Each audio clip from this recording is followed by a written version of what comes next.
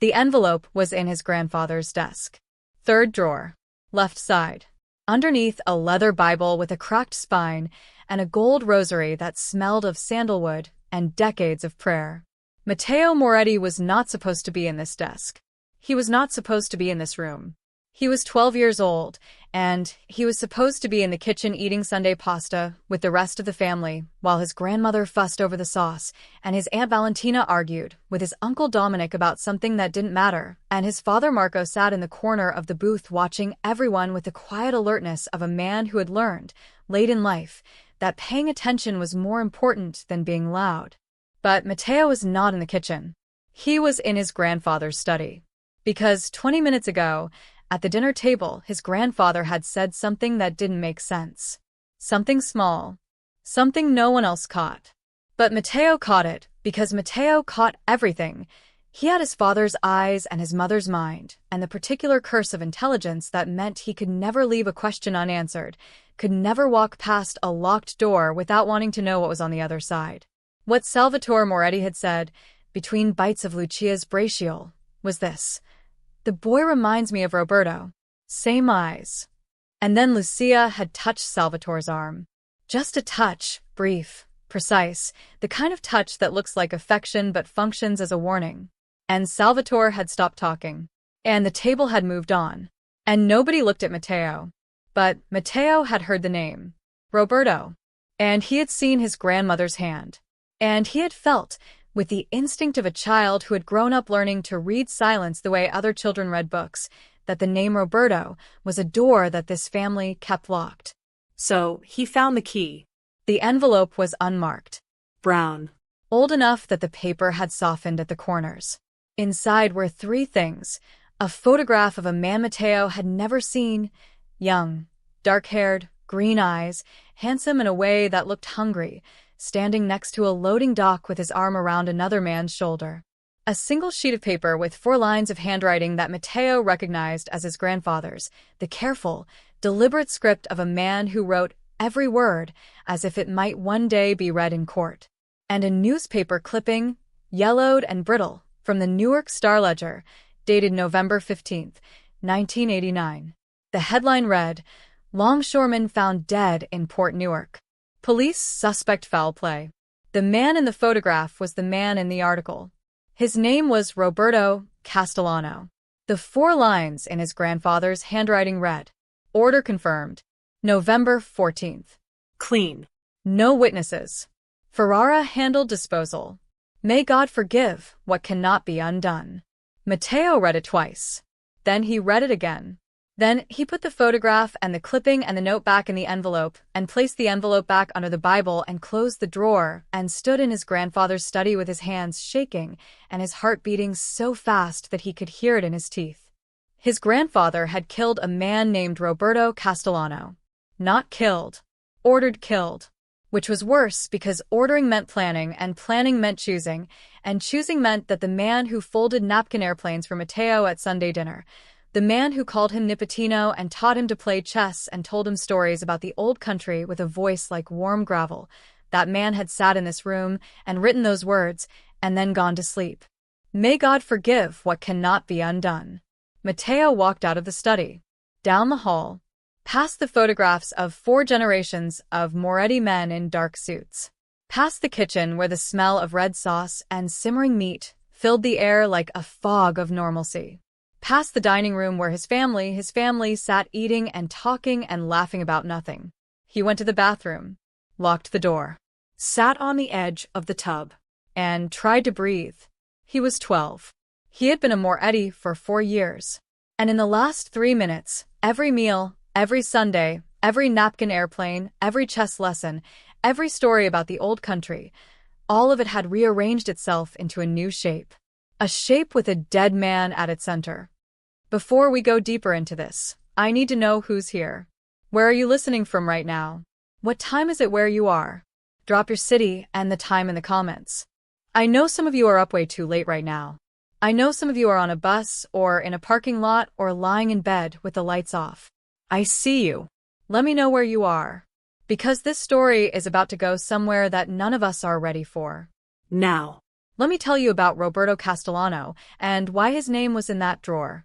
Roberto Castellano was a longshoreman. He worked the docks in Port Newark in the 1980s, loading, unloading, the honest labor of a man who used his hands because his hands were all he had. He had a wife. He had a son. The son's name was Victor. Victor was 11 years old when his father left for work on November 14, 1989, and never came home. The police investigation lasted 4 months. No arrests. No witnesses. No weapon recovered. The case was filed under suspected organized crime involvement and buried in a cabinet in the Essex County Prosecutor's Office, where it sat for 35 years collecting dust and silence.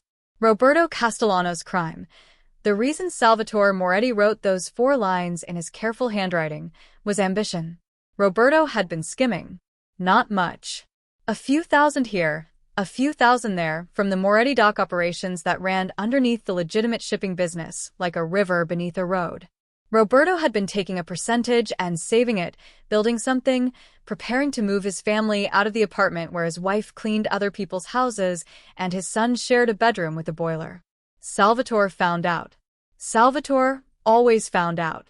And in 1989, in the world that Salvatore Moretti had built and ruled and maintained through 4 decades of calculated violence and strategic mercy, skimming was not a mistake. It was a statement. It said, "I don't respect your authority." It said, "I think I can take from you, without consequence." And Salvatore could not let that statement stand, because if one man skimmed and lived, every man would skim and the foundation, the respect, the fear, the order, would crack. So Salvatore gave the order. And Enzo Ferrara, the consigliere, the man who had served the Moretti family for 35 years, the man who knew where every body was buried because he had buried most of them, Enzo handled it. Quietly. Cleanly. The way these things were handled in a world where violence was not chaos but policy. Roberto Castellano died on a Tuesday night. His son Victor waited by the window until midnight, then fell asleep on the couch. His wife called the police at dawn. And the Moretti family ate dinner that Wednesday evening the way they ate dinner every Wednesday evening: pasta, bread, wine. The warmth of a family that had protected itself by destroying someone else's. Now, 35 years later, Victor Castellano, that 11-year-old boy who fell asleep waiting for his father, had built an empire of his own. Glass and steel and cold blue light, rising above the very docks where his father had worked and died. Every dollar Victor earned, every building he bought, every man he employed was fuel fed into the furnace of a single question: what kind of man do you become when the world takes your father and gives you nothing in return? Victor's answer had been, the kind of man who takes everything back. And now Victor's name, and his dead father's name, and the Moretti family's oldest secret were sitting in a 12-year-old boy's head like a bomb, with no timer. Matteo did not confront his grandfather. He did not confront his father. He did not tell Valentina or Minji or his cousins Antonio and Sofia. He did not call anyone, text anyone, write anything down. Instead, he did what his mother had taught him to do, what Isabella, in her quiet, systematic, devastating way, had spent 8 years teaching her son before she died. He gathered information. He started at the public library. Not the internet. Matteo understood, at 12, something that most adults never grasped. The internet remembers what you search for. His father's world was a world of surveillance and counter-surveillance, of information as currency, of knowing who looked for what and when. If Matteo searched for Roberto Castellano murder 1989 on any device connected to the family's network, someone would know. Maybe not today, maybe not tomorrow, but someone would know. The library was safe. The library was anonymous. The library was a 12-year-old boy sitting at a microfiche machine on a Tuesday afternoon, scrolling through 35-year-old newspapers while the librarian assumed he was doing a school project. He found the article, the same one from the envelope, plus 3 follow-ups. The first was the initial report, body discovered, police investigating. The second, a week later, was shorter, no leads, family requesting privacy. The third, for months later, was a single paragraph buried on page 12, case inactive, no suspects identified. Roberto Castellano had been erased. Not just killed, removed from the story. Made into a paragraph on page 12 that nobody would ever read. Except Matteo was reading it. He went back to the library 3 times. He cross-referenced names, dates, locations. He found Roberto Castellano's address, the apartment in Newark where Victor had grown up. He found the marriage record, Roberto and Maria Castellano, married 1975. He found Maria's death certificate, 2014, during what the newspapers called a period of escalated tension between rival business interests in the Newark metropolitan area. A period of escalated tension. That was how the newspaper described a war. A war between the Morettis and the Castellanos. A war that had started because Salvatore Moretti ordered the death of a longshoreman who was skimming a few $1,000s, and that had escalated over 25 years into something that consumed 2 families and everyone caught in their gravity. Victor Castellano's mother had died in that war too. Matteo understood this now. He understood the mathematics of violence, how 1 death becomes 2 becomes 20 becomes a generational inheritance of grief and rage that passes from father to son like eye color or blood type, except blood type doesn't make you build an empire out of revenge. And then Matteo found one more thing. One more piece of information that rearranged everything again. The way a single new fact can take a puzzle you thought was complete and reveal that you've been looking at the wrong picture. He found Enzo Ferrara's folder. Not the physical folder. Matteo was smart, but he was 12, and he did not have access to the Moretti family's private records. He found a reference to it. A court filing from 2 years ago, a sealed document related to a property transfer between the Moretti Family Trust and the Castellano Group, LLC. The filing mentioned historical records maintained by E. Ferrara as supporting documentation for a proposed resolution concerning events of November 14, 1989. November 14, 1989. The night Roberto Castellano died. The Moretti family had made a deal. Recently, within the last 2 years. A deal that acknowledged what Salvatore had done. A deal that transferred property and money to the Castellanos as what? Compensation? Apology? The price of a man's life, calculated in real estate and wire transfers? Matteo sat at the microfiche machine and stared at the date on the court filing and understood, with the terrible clarity of a child who has just outgrown the last lie his family told him, that his grandfather was a murderer and his father knew, and the whole family. The Sunday dinners and the braciole and the napkin airplanes and the gold rosary that smelled like sandalwood. All of it was built on top of a dead man's body. Let me ask you something right now, and I want you to be honest. If you were 12 years old, and you found out your grandfather ordered someone killed, and your father helped cover it up, what would you do? Would you confront them? Would you run? Would you pretend you never saw it? There is no right answer here. Drop yours in the comments. I want to see where you land before I tell you what Matteo did. He waited 31 days. For 31 days, Matteo Moretti ate dinner with his grandfather and played chess with his grandfather and listened to his grandfather's stories about the old country and did not flinch, did not waver, did not let a single molecule of what he knew cross his face.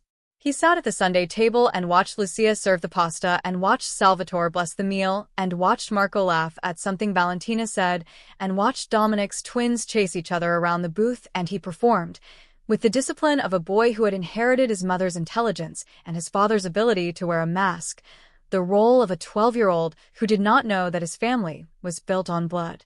It was the hardest thing he had ever done. Harder than losing his mother. Harder than the nightmares about water. Harder than the first night in his father's apartment when everything was new and uncertain and the crack in the ceiling was the only familiar thing in the room.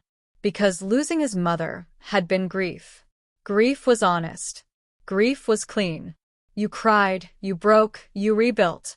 But this, sitting across from a man you loved and knowing he had destroyed another family the way termites destroy a house, from the inside, invisibly, until the whole structure collapses, this was something else. This was the feeling of the floor dissolving beneath you while you smiled and asked for more bread.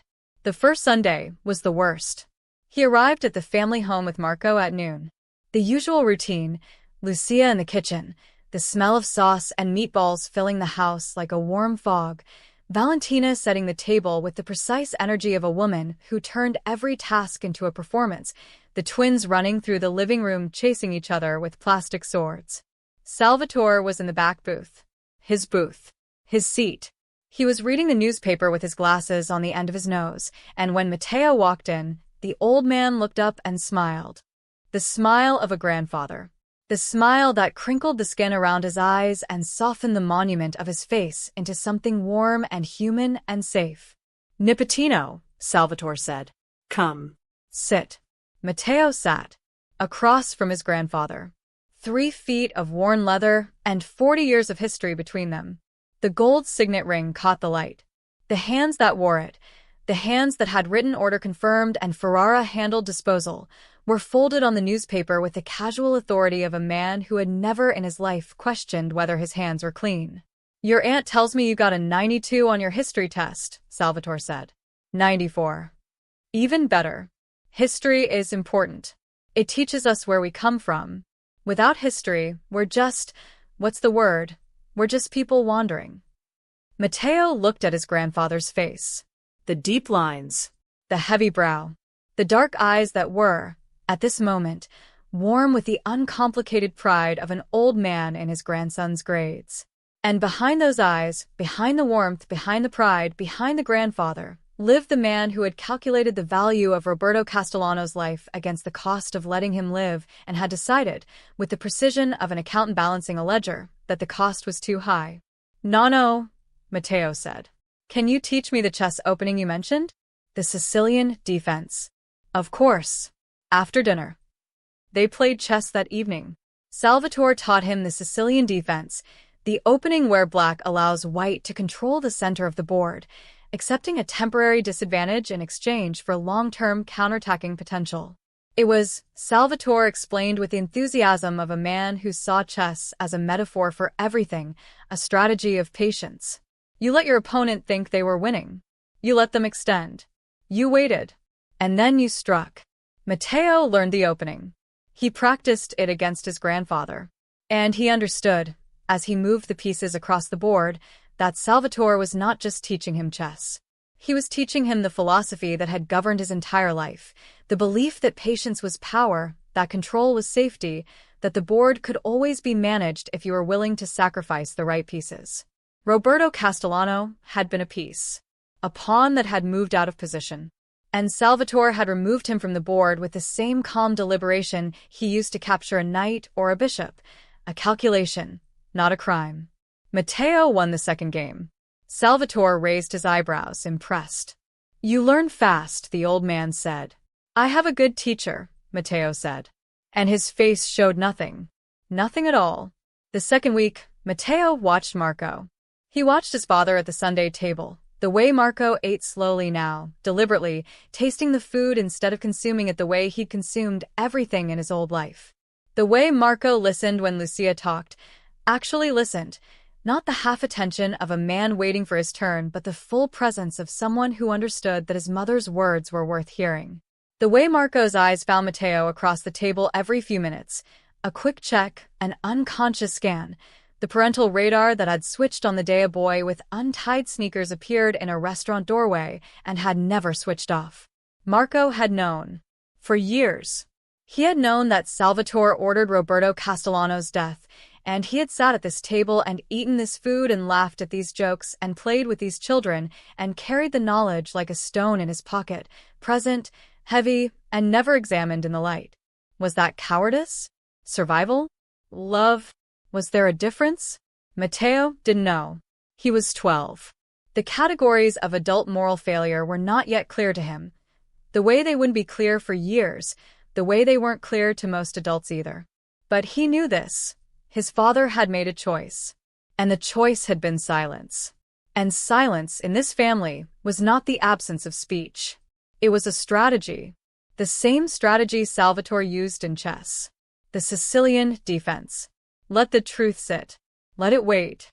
Let it become so old that it stopped feeling like a lie and started feeling like history. During those 31 days, Matteo watched his family differently. He watched the way Salvatore's eyes moved when someone mentioned the Castellanos, a slight narrowing, a brief hardness, the ghost of something that might have been guilt or might have been calculation. He watched Marco, his father, the man who had poured every bottle down the sink for him, the man who had sat in the dark during his nightmares, the man who had cooked his mother's chicken cacciatore until it was almost right, and tried to see the other man. The man who knew about Roberto Castellano and had said nothing. The man who had chosen the family over the truth. He watched Enzo Ferrara, the consigliere, when Enzo came for dinner on the second Sunday. 72 years old.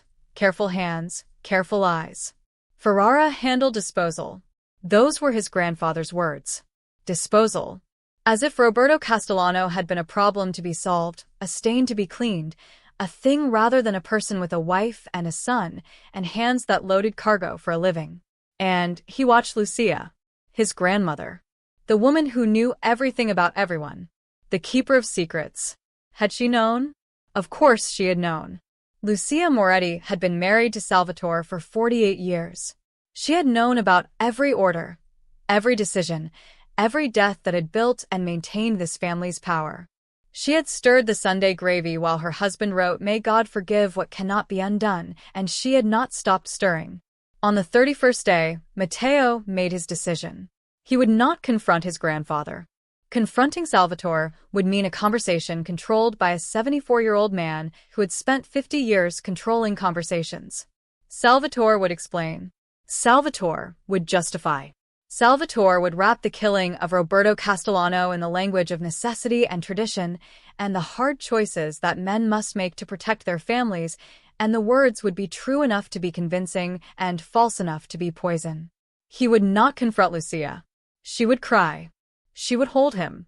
She would say things that were designed to make him feel better, and that would, in the process, make the truth softer, rounder, easier to swallow. And Matteo did not want the truth to be easy to swallow. The truth should have edges. The truth should cut. He would confront Marco, his father, the man who had promised Isabella, promised her while she was dying, promised her with her hand in his and the November air coming through the window, that he would be honest with their son. Matteo would give his father the chance to keep that promise. Or break it. It was a Wednesday evening. Late. After 9. The apartment in Hoboken was quiet, the particular quiet of a home where two people have run out of structured activities and are settling into the unstructured space of just being together, which is the hardest and most important part of living with another person. Marco was at the kitchen counter, cleaning up from dinner. Matteo was at the table, pretending to read. He had been pretending to read the same page of a book for 40 minutes, but Marco hadn't noticed because Marco was listening to a Mets game on the radio and cursing softly every time the bullpen did something inexplicable, which was often. Dad. Marco turned off the radio. Not because the word was unusual. Matteo called him Dad every day, had called him Dad since the third week, when the word had arrived in a sentence about breakfast cereal and had detonated in Marco's chest like a small, perfect bomb. But the tone was different. The tone was the tone of a person who has prepared something and is now delivering it. Yeah. I need to ask you something, and I need you to tell me the truth. Marco set down the dish towel, turned from the counter, looked at his son. Matteo was sitting straight in his chair, not the slouch of a 12-year-old doing homework, but the posture of someone bracing for impact. Okay. Who was Roberto Castellano? The name hit Marco like a fist to the sternum. He felt it physically, a compression in his chest, a tightening in his throat, the sudden airless feeling of a man who has just realized that the conversation he always knew was coming has arrived 4 years earlier than he expected. He did not lie. He thought about lying. The impulse was there, fast and familiar, the Moretti reflex to control information, to shape the narrative, to decide what people knew and when they knew it. But the impulse ran into something stronger. Something that lived in the part of Marco that had been rebuilt, brick by brick, since the day a boy with untied sneakers appeared in the doorway of his family's restaurant. Isabella's voice. In his head. Clear as the night she'd said it. Don't let him think he has to carry everything alone. Sit down, Marco said. Not to Matteo. Matteo was already sitting. To himself. Marco pulled out a chair and sat across from his son at the kitchen table where they had eaten 1,000 meals and had 100 conversations and built, over 4 years, The kind of trust that does not bend even when it is about to be tested. Roberto Castellano, Marco said, was a longshoreman who worked at the docks in Port Newark in the 1980s. He was married. He had a son named Victor. Victor Castellano, Matteo said. The man who owns Paradiso. The man with the glass tower. Marco looked at his son. How much do you already know? I know Nano ordered his death. November 14th, 1989. I know Enzo handled it. I know there was a deal, 2 years ago, property and money a resolution. I know Roberto was skimming from the dock operations, and that's why he was killed. And I know his son Victor spent his whole life building an empire to prove he was better than the man who killed his father. The kitchen was very quiet. The refrigerator hummed. The Mets game, silenced, played on in some alternate universe where the biggest problem was a bullpen that couldn't hold a lead. How? Marco said. Nano's desk. Third drawer. There's an envelope under the Bible. Marco closed his eyes. Of course. Of course the old man had kept it. Salvatore Moretti, who had survived 50 years in a world where written records were suicide notes, had kept a handwritten confession in his desk drawer under a Bible and a rosary. Because Salvatore was, beneath the strategy and the violence and the 4 decades of calculated power, a Catholic who believed that sins needed to be written down in order to be confessed, even if the only confessor was a God who might not be listening. The rest, Matteo said. The library. Microfiche. Court filings. Public records. You went to the library. 3 times. I didn't use any device on our network. I knew someone would see. Marco opened his eyes, looked at his 12-year-old son, and understood, with a pride so complicated it was almost pain, that this boy, this careful, brilliant, methodical boy, had conducted a month-long investigation into his own family using the skills of an intelligence analyst and the patience of a saint, and had sat at the dinner table with a murderer for 31 days without letting a single thing show. Isabella would have been proud. And Isabella would have been terrified. I need you to tell me everything, Matteo said. Not the version for a 12-year-old. Not the version that makes us look okay. Everything. Matteo. You promise, Mom. She told me before she died in the hospital during one of the nights when you weren't there. She told me, your father promised to be honest with you. If he ever stops being honest, remind him what he promised me. She made me memorize it. Marco's hands were on the table. They were shaking.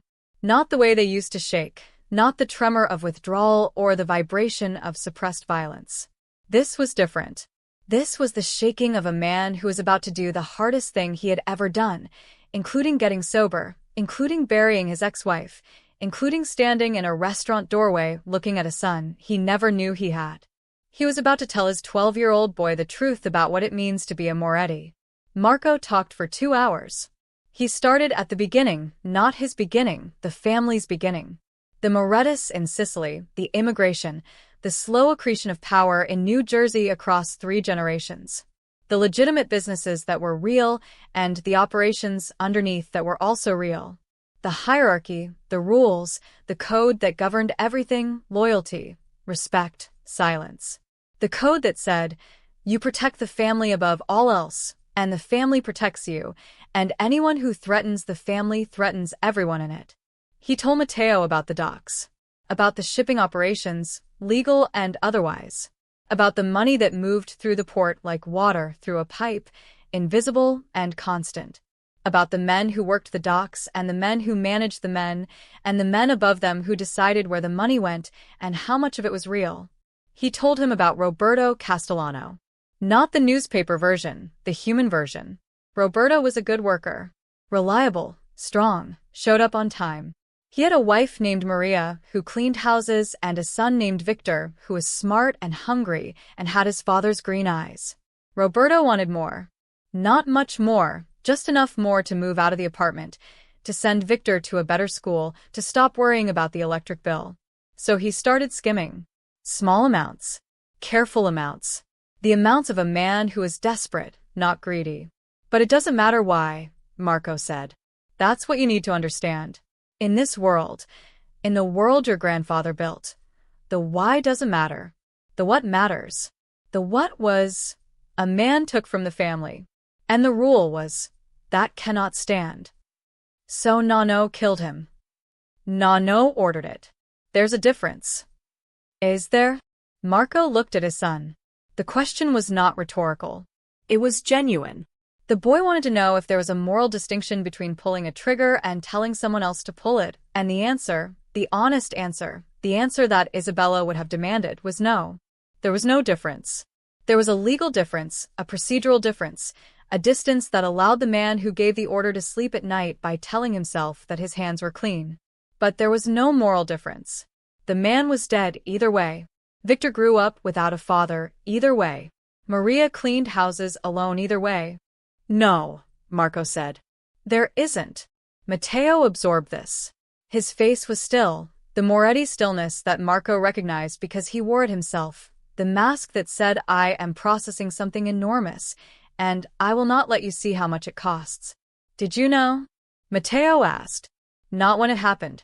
I would have been 2 years old in 1989. I found out later, in my 20s, when I started working at the docks. And what did you do? Nothing. The words sat on the table between them like a stone. I did nothing, Marco said.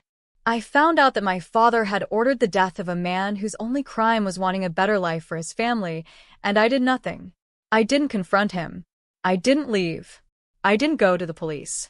I went back to work the next day, and I ran the dock operations that Roberto Castellano had been killed for touching, and I told myself that this was the world, and I couldn't change it, and the man was already dead, and what would be the point? Was there a point? Yes. The point would have been doing the right thing. And I didn't do it. Why not? Because I was a coward. Because confronting my father would have meant leaving the family, and leaving the family would have meant losing the only identity I had. I was Marco Moretti. Without the Moretti, I was just Marco. And Marco by himself was a man who drank too much and broke things and didn't know how to live in the world without a last name that made people afraid of him. Matteo's eyes were wet. Not crying, wet. The tears were there, gathered, waiting, but the boy would not let them fall. Not yet. He had more questions. The tears would come later, in the shower, where he cried when the world was too heavy, because his mother had taught him that tears were not weakness, but that privacy was strength. The deal, Matteo said. The one from 2 years ago. The property transfer. Your grandfather made restitution. After Enzo, after the truth came out. There was a negotiation with Victor Castellano. Money, property, a formal acknowledgement of what was done. It was Enzo's idea. He'd been carrying the record of your grandfather's sins for 35 years, and he decided it was time to put them down. Does Victor Castellano know? About us? About me? Victor Castellano knows everything about this family. He's known about you since the week you arrived. And he hasn't done anything? Victor Castellano is many things. He's ruthless and strategic, and he's spent 30 years building an empire specifically to rival ours. But he's not a man who hurts children. He lost his father when he was 11.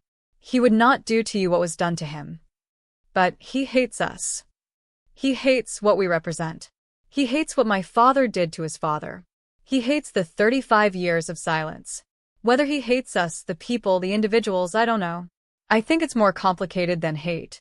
Everything in this family is more complicated than what it looks like. Yes. That's what Mom meant. When she said she left because you weren't safe, she didn't mean you hit her. She meant this. All of this. The family. The secrets.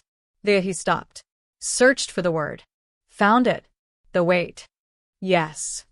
She ran because she didn't want me to carry it. Yes. And now I'm carrying it anyway. Marco could not speak.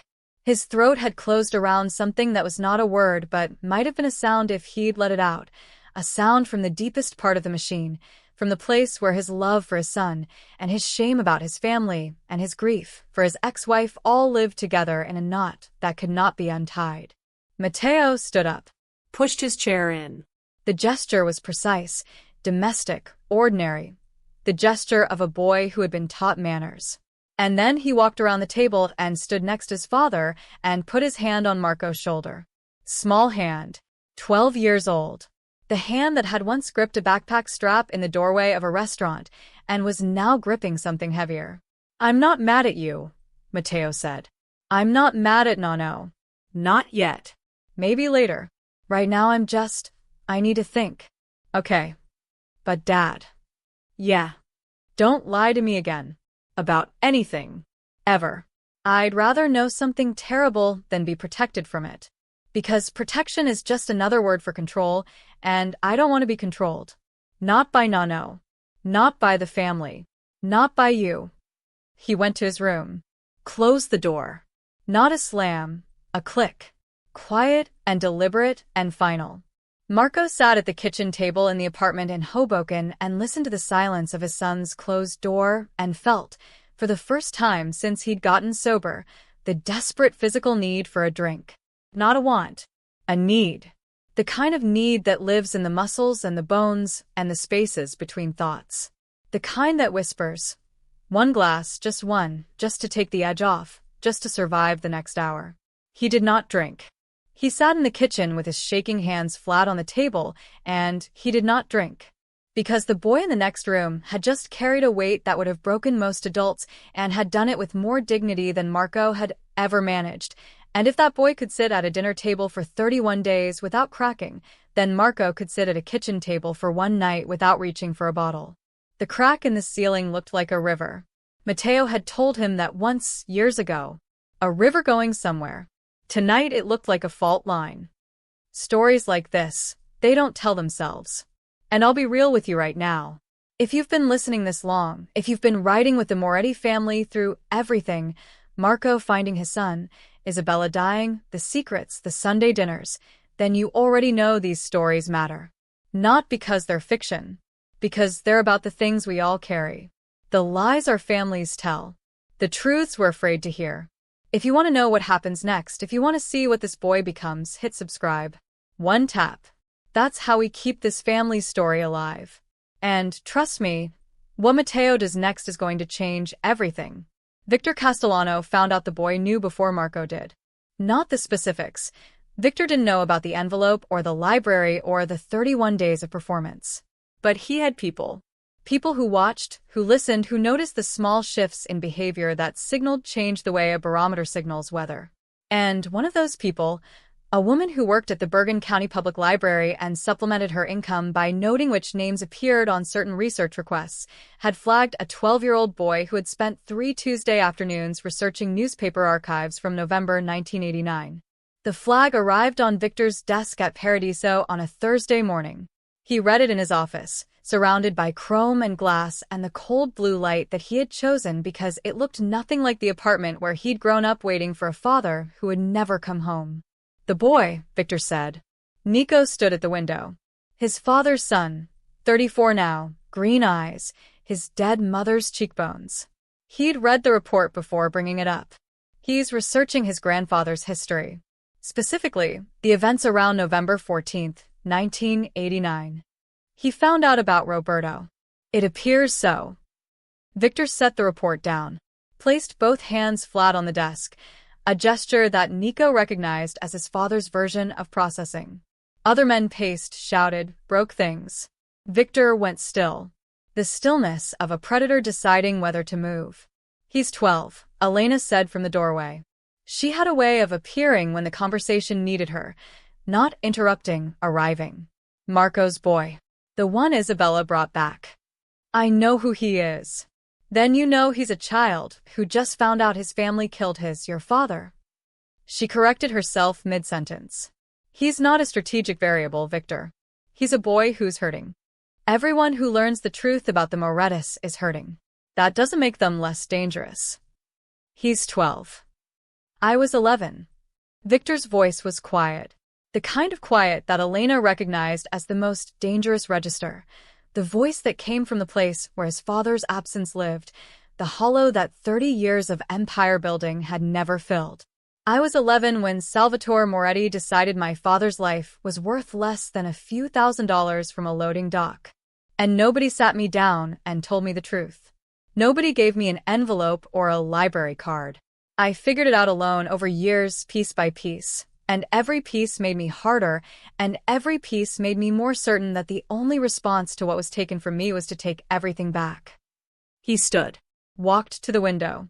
His reflection ghosted against the city.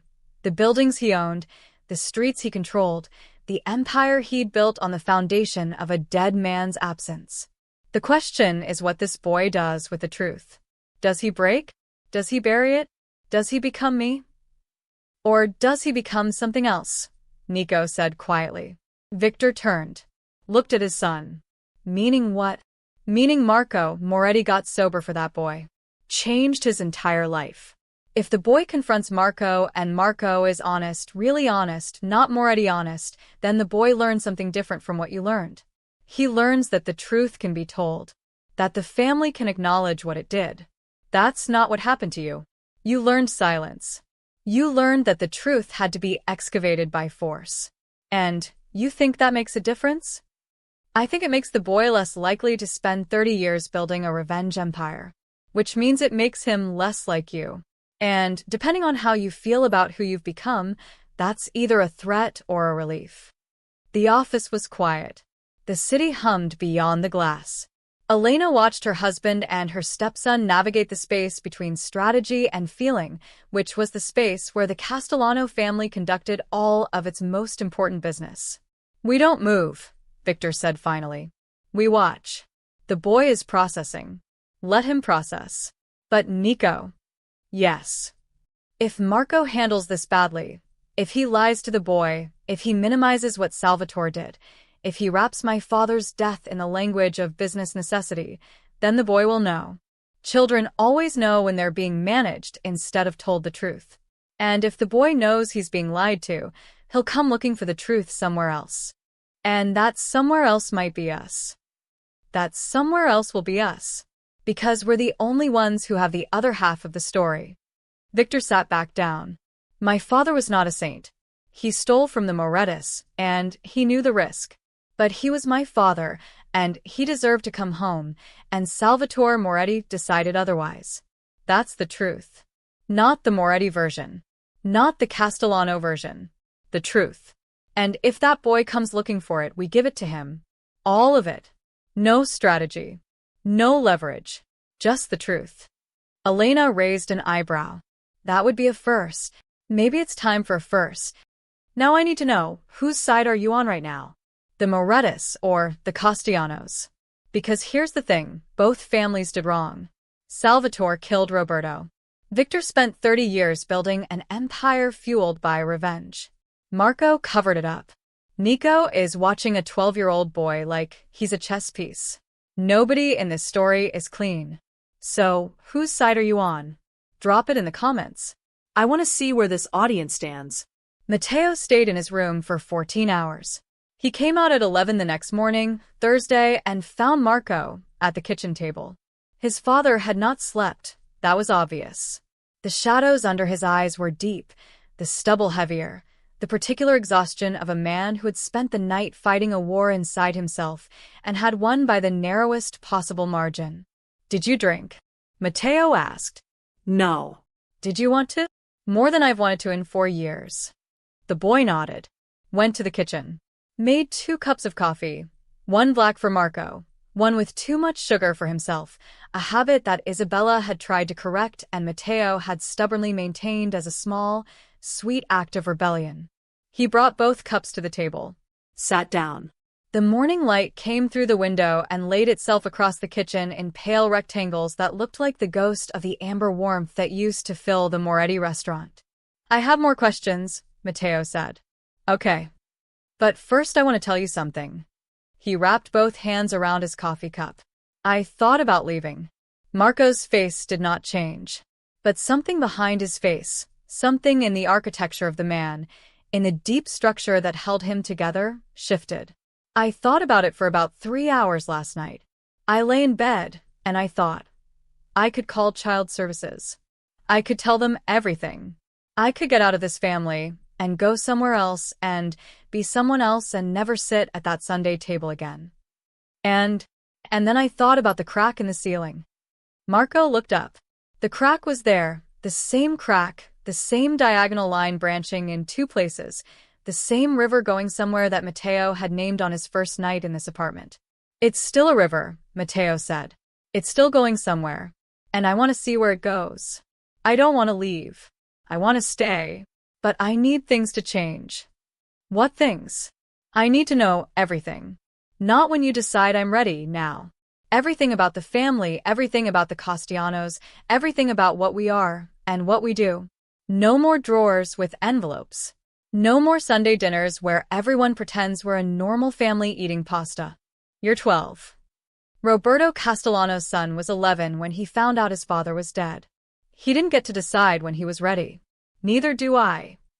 Marco breathed. In through the nose. Out through the mouth. The anger management technique that his mother had made him learn and that had become, over the years, less a technique and more a way of being, the pause between stimulus and response that made the difference between the man he used to be and the man he was becoming. What else? Marco said, I want to meet Victor Castellano. Absolutely not. I want to meet the son of the man my grandfather killed. I want to look at him and see what 35 years of carrying that does to a person. And I want to tell him, personally, face to face, not through lawyers or property transfers, that I know what was done, and I'm sorry. Matteo, you don't understand what you're asking. I understand exactly what I'm asking. I'm asking to do the thing that nobody in this family has ever done. The thing Nonno couldn't do. The thing you didn't do. The thing that Enzo's deal tried to do with money, but couldn't do with money, because some things can't be bought. I'm asking to tell the truth to the person who is hurt by the lie. Victor Castellano is a dangerous man. So is Nonno. I eat dinner with Nonno every Sunday. Marco stared at his son across the kitchen table. The boy's face was composed, certain, lit by the pale morning light in a way that made him look older than 12 and younger than 12 simultaneously. The face of a child carrying an adult weight, with a child's conviction that the world could be made fair if someone was willing to try. Your mother, Marco said quietly, would be absolutely terrified right now. My mother would be proud. Both. She'd be both. Will you take me? To see Victor Castellano? Marco looked at the crack in the ceiling. The river. Going somewhere. Let me make some calls, he said. Marco called Enzo first. Because Enzo was the bridge, the only person who could communicate between the two families without the communication itself being an act of war. Enzo listened without interruption.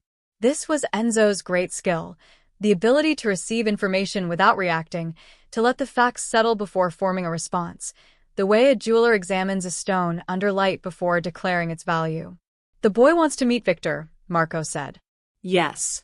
I heard you. Can you arrange it? I can arrange anything. The question is whether I should. A pause. The sound of an old man thinking. Marco. What the boy is proposing, a 12-year-old Moretti walking into Victor Castellano's office to apologize for a murder his grandfather committed, that is either the bravest thing anyone in this family has ever done or the most dangerous. And I'm not sure which. He's not apologizing on behalf of the family. He's apologizing on behalf of himself. For being part of a family that did this. Victor will not see the distinction. Then Victor needs to learn to see it. Another pause. Longer. The sound of Enzo recalibrating. I'll make the call. But Marco, you need to tell your father. Salvatore cannot find out about this from someone else. If the boy walks into Paradiso and Salvatore hears about it from the street, the consequences will be. I know. Do you? Because the last time someone in this family made a decision about the Castellanos without Salvatore's knowledge, people died. Your father is 74 years old, and he has lost a step and he will never admit it, but he is still the Don. And the Don's grandson meeting the man whose father the Don killed, that is not a personal errand. That is an event. Then let it be an event. Let the old man deal with it. I'm done protecting him from the consequences of what he did. Enzo was quiet for a long time. Then, Isabella would be proud of you. That's what Matteo said. The boy is right. And so are you. I'll make the call. Telling Salvatore was like walking into a church and setting fire to the altar. Marco went to the restaurant. Thursday evening. The booth. The same booth where Salvatore had told him, "I knew about your son for 8 years." The same booth where 50 years of Moretti business had been conducted in the warm amber light that made everything, even murder, even betrayal, look like family. Salvatore was eating alone. Pasta e fagioli. Bread. Wine. The ritual of an old man who had outlived most of the people who understood him and was now eating with their ghosts.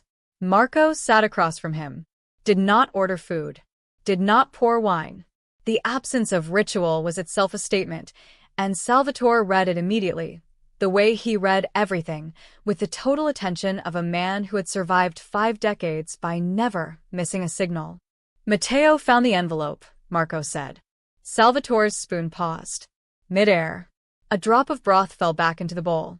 Then the spoon continued its journey to his mouth, and the old man ate, and swallowed, and set the spoon down with the deliberate care of a man who is buying time in increments of seconds.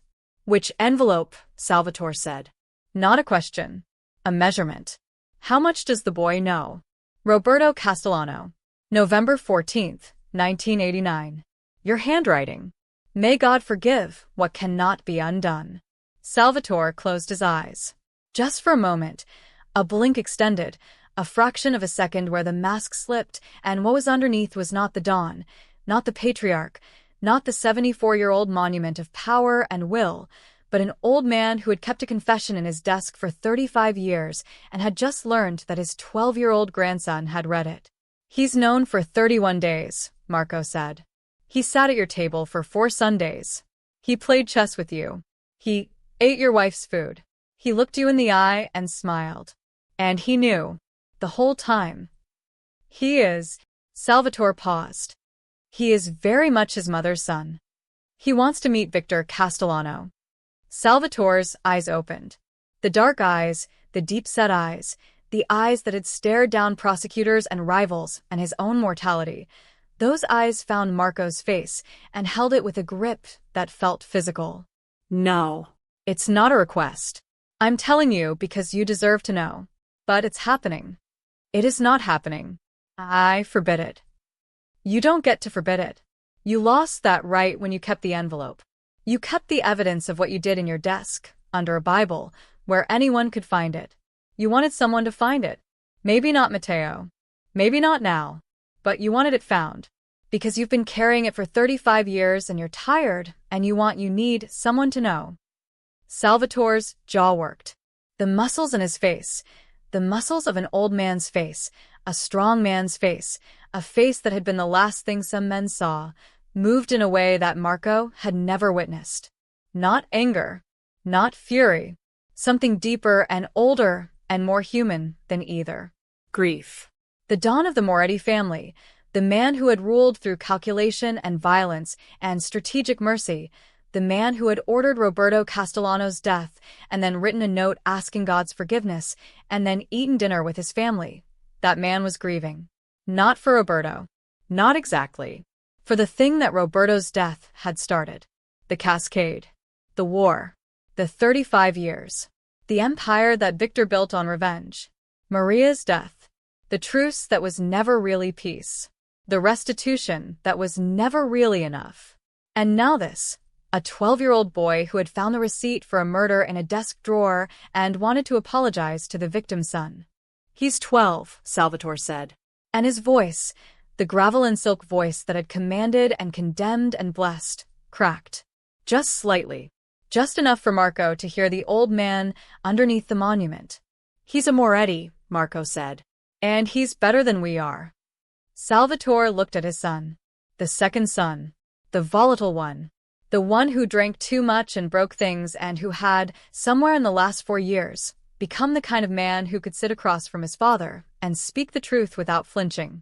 "When?" Salvatore asked. "Enzo is making the call. I want to be there." "No." "Marco." "No." "This is Matteo's decision. Not yours. Not mine. His. He decides who's in a room." The booth was quiet. The restaurant was empty.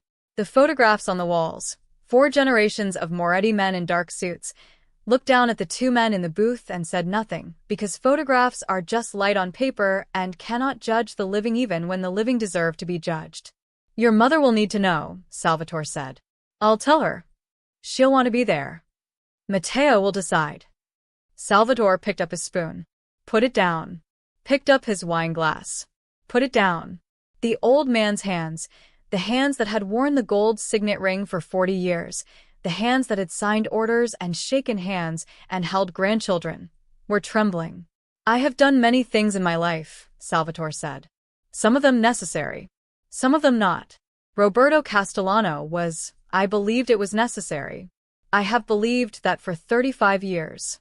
But necessity is the word we use when we don't want to say the real word. And the real word is choice. I chose. And a man died. And his son grew up without him. And now my grandson knows. And I cannot. He stopped. The sentence broke. The Don of the Moretti family could not finish a sentence, and Marco, who had spent his entire life watching this man control rooms with a whisper, sat across from him and watched the monument crack and felt something that was not satisfaction and not pity, but was, perhaps, the beginning of something that might one day be forgiveness. Eat your soup, Pop, Marco said quietly. Salvatore picked up a spoon. And ate. And the broth was warm and the bread was fresh and the wine was good, and none of it mattered because the world had shifted and the old man could feel it shifting, and there was nothing he could do to stop it. Marco left the restaurant at 8. He sat in his car for 10 minutes before starting the engine. His hands were on the wheel and his forehead was on his hands, and he was breathing, in through the nose, out through the mouth, and trying to reconcile the image of his father's trembling hands with the image of his father's handwriting on a 35-year-old note. May God forgive what cannot be undone. Maybe God could.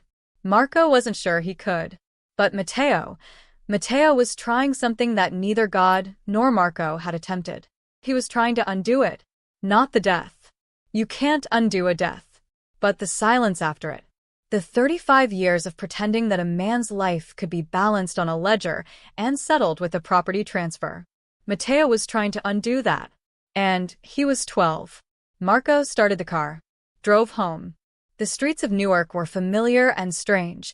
The streets where Roberto Castellano had walked to work, where Victor had waited by a window, where Maria had cleaned houses to pay the rent. Every street in this city was a Moretti Street or a Castellano Street or the contested ground between them, and Marco drove through all of it with his windows down and the November air on his face and the knowledge that his son was braver than every man in both families combined. Lucia found out that night. Not from Marco, from Salvatore, who called her from the restaurant after Marco left. The conversation lasted 3 minutes. Salvatore told her the facts, the envelope, the library, the 31 days, the boy's request to meet Victor. Lucia listened the way she always listened, completely, silently, with the total absorption of a woman who had been receiving difficult information for 48 years and had never once responded before she was ready. When Salvatore finished, she said, "The boy is right." Lucia. He is right, Salvatore. He is doing what you should have done 35 years ago. What I should have made you do. We owe that boy an apology, not for Roberto, not for the Castellanos, for letting him sit at our table and find out from a drawer what he should have heard from our mouths. He's 12. He's old enough to find the truth on his own. That means he was old enough to hear it from us. A pause. The particular Lucia pause that meant she was not finished. When this is done, when the boy has met Victor, when he's said what he needs to say, you and I are going to sit with him. Together. And you're going to answer every question he asks. Not as the Don. As his grandfather. As the man who did what he did and has carried it for 35 years and owes that child the only thing that matters anymore. What's that? The truth without the performance. I've watched you perform for 48 years, Salvatore. I've watched you turn every conversation into a negotiation and every admission into a strategy. Not with this boy. With this boy, you're going to be what you actually are, an old man who made a terrible choice and lived with it and is sorry. That's all. That's enough. Salvatore was quiet. Eat your soup, Lucia said. And hung up. Enzo arranged it for Saturday. Neutral ground. Not Paradiso, not Moretti's restaurant. A private dining room at a hotel in Midtown Manhattan. White tablecloths, quiet staff, the kind of place where powerful people met to discuss things that could not be discussed in their own buildings. Matteo chose who would be in the room. Marco. That was it. Not Salvatore. Not Lucia. Not Enzo. Not Valentina. Just Marco. Because Marco was the bridge, the man who had been broken and rebuilt, the man who had chosen honesty when lying would have been easier, the man who represented what the Moretti family could be if it ever decided to stop being what it was. Victor brought Nico. And Elena. He had considered coming alone. Elena had talked him out of it. If you go alone, she'd said, it's a confrontation. If we go as a family, it's a conversation. The boy is asking for conversation. Give him one. They arrived first. Victor sat at the head of the table. Habit, instinct, the positioning of a man who had spent 30 years making sure he was never in a subordinate position. Elena sat beside him. Nico stood at the window, because Nico always stood at windows, as if the city beyond the glass was more interesting than the room he was in, which was his way of appearing detached while being the most attentive person present. Marco and Matteo arrived at exactly 2 o'clock. The boy was wearing a button-down shirt, blue, the same one Isabella had packed for him when he first came to Marco's apartment. He had tucked it in. His sneakers were tied. His hair was combed. He looked like a 12-year-old going to a job interview, which was, in a way, exactly what this was, an interview for a position that didn't exist yet, in a world that hadn't been built yet, between two families that had never tried to meet as people instead of enemies. Victor saw the boy, and something happened to his face. It was subtle. Victor Castellano was not a man who showed things he didn't intend to show. But for a fraction of a second, in the moment between seeing the boy in the doorway and composing his face into the expression he wanted the room to see, something passed across Victor's features that was raw and uncontrolled and ancient. The boy was 12. Victor's father had died when Victor was 11.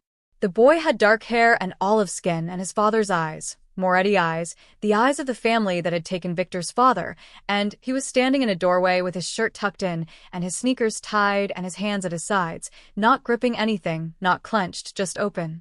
"Mr. Castellano," Matteo said. "Thank you for meeting me." Victor looked at Marco. Marco looked back. "This is his show, not mine." "Sit down," Victor said.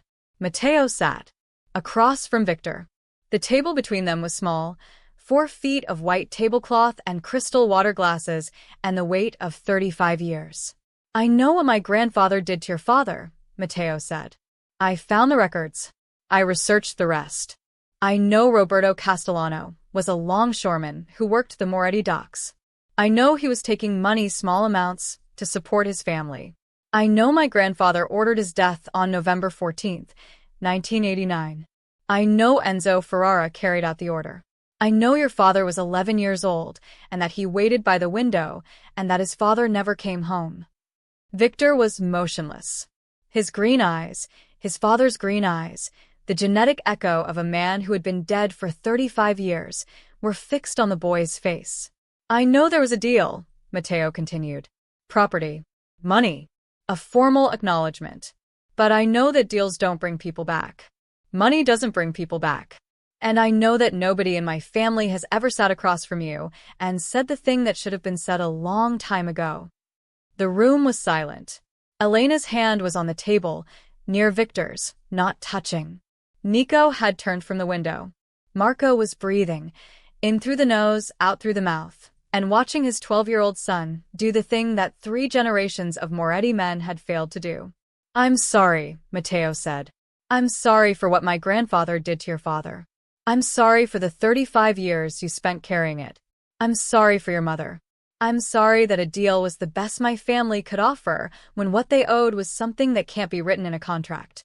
I'm sorry that I'm sitting here in a shirt that my mother packed for me, apologizing for something that happened 23 years before I was born, because nobody else in my family had the." His voice broke. The first crack. The boy had been holding it together with the precision of a surgeon, delivering each sentence like a brick in a wall he was building between what happened and what should happen, and the wall had just developed a fracture. "The courage," Matteo finished. "Nobody had the courage.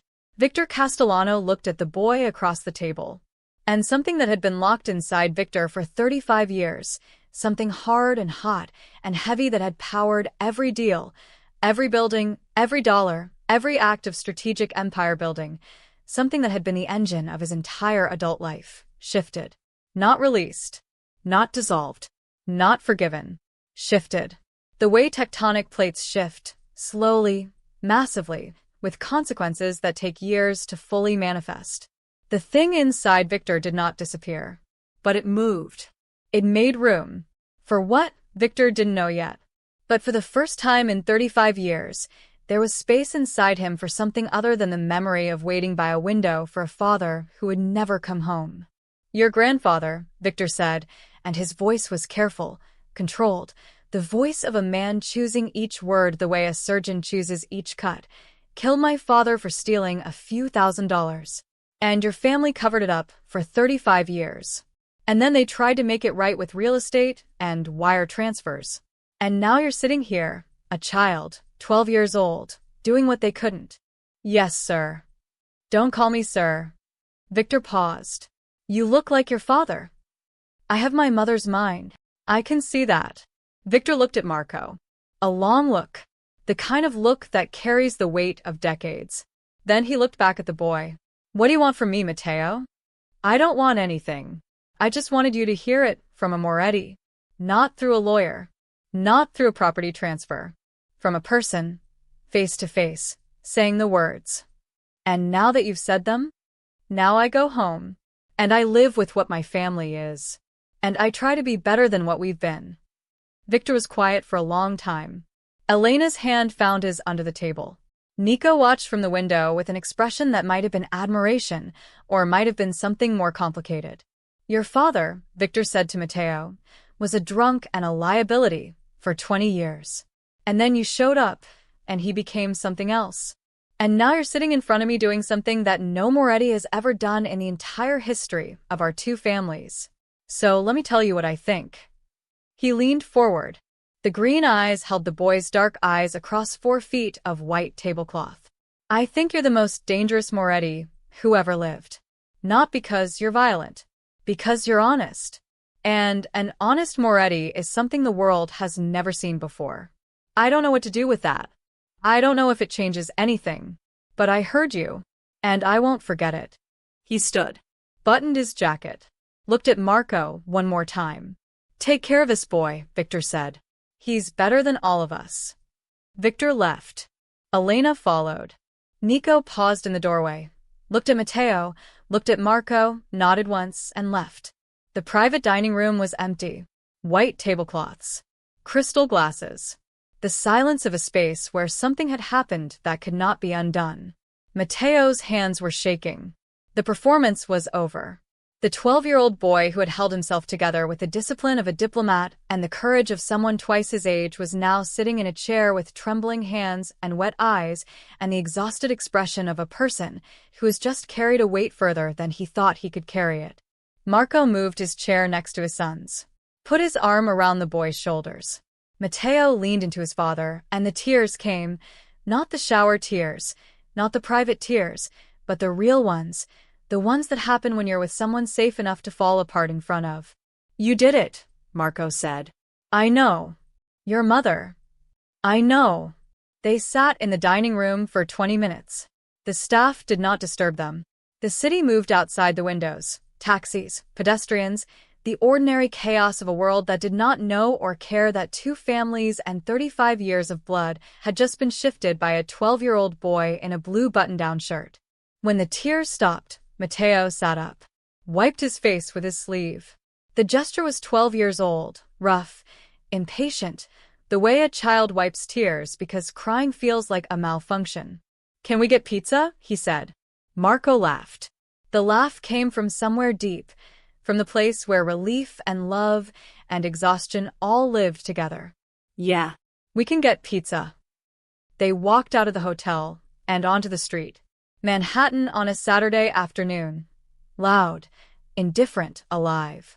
Matteo walked beside his father, and the city absorbed them the way it absorbs everyone.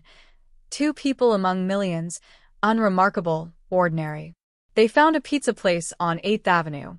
Nothing fancy.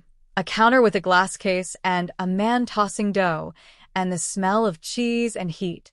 Matteo ordered 2 slices with pepperoni. Marco ordered 1 plain. They sat on stools at the window and ate and watched the street and did not talk about what had just happened because some things need silence the way some things need words. "Dad," Matteo said, halfway through his second slice.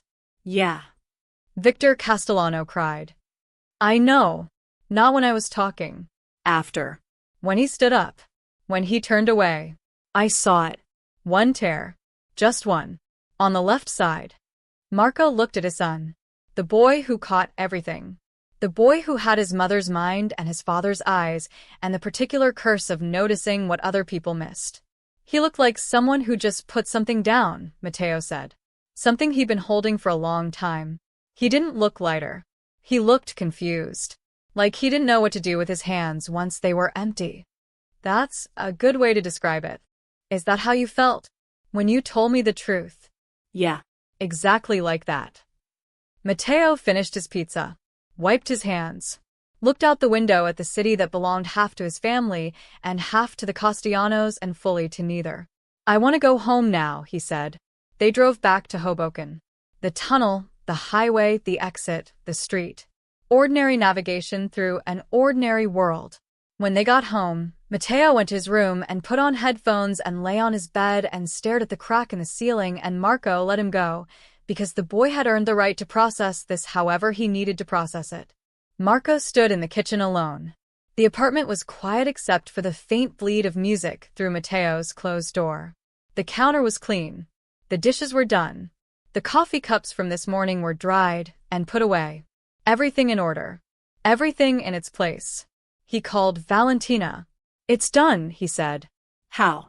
He was incredible. He sat across from Victor Castellano and apologized for something that happened 23 years before he was born, and he didn't flinch. Not once. Not until it was over. Valentina was quiet for a moment. "And Victor?" Victor said he's the most dangerous Moretti who ever lived. Because he's honest. He's right. Val. I need you to check on Pop. I told him about the meeting, but I haven't talked to him since. I can't be the one. Not tonight. I'll go now. And Val. Yeah. Thank you. For the bookshelf. For the room. For showing up that first day and asking where is he instead of is it true. For everything. Marco. You're my brother. That's not something I need to be thanked for. She hung up. Marco put his phone on the counter. Stood in the kitchen. The light was fading, the amber rectangles on the floor growing thin, the November evening pressing against the windows. He opened the cabinet above the refrigerator. The cabinet where the bottles used to live. It was empty now, had been empty for 4 years. But Marco opened it anyway, the way a soldier checks a wound that's already healed. Not because he expected to find anything. Because the act of opening it and finding it empty was its own kind of proof. Proof that the man who used to fill this cabinet was gone. Replaced by the man who drove his 12-year-old son to a hotel in Manhattan to apologize to a stranger for a murder committed before either of them was born. He closed the cabinet. Made dinner. Nothing special. Pasta, sauce from a jar, salad from a bag. The ordinary food of a weeknight in a half-furnished apartment in Hoboken where a father and his son were learning, one meal at a time, that honesty was not the same as peace but was, perhaps, the necessary first step towards something that might one day deserve the name. That's where this chapter ends. But nothing ever really ends in this world. What happens when Salvatore finds out what the boy said? What happens when Victor goes home and sits in his office and stares at the city and feels the shift? What happens when Matteo grows up carrying the truth that his family couldn't carry? This is the Moretti universe. And it's far from over. If you've made it this far, if you've been here from the beginning, from Marco and the restaurant and the boy with untied sneakers, then you already know these stories are different. Subscribe to this channel. Every subscription keeps this family alive. And I promise you, what comes next is going to break you. I'll see you in the next one.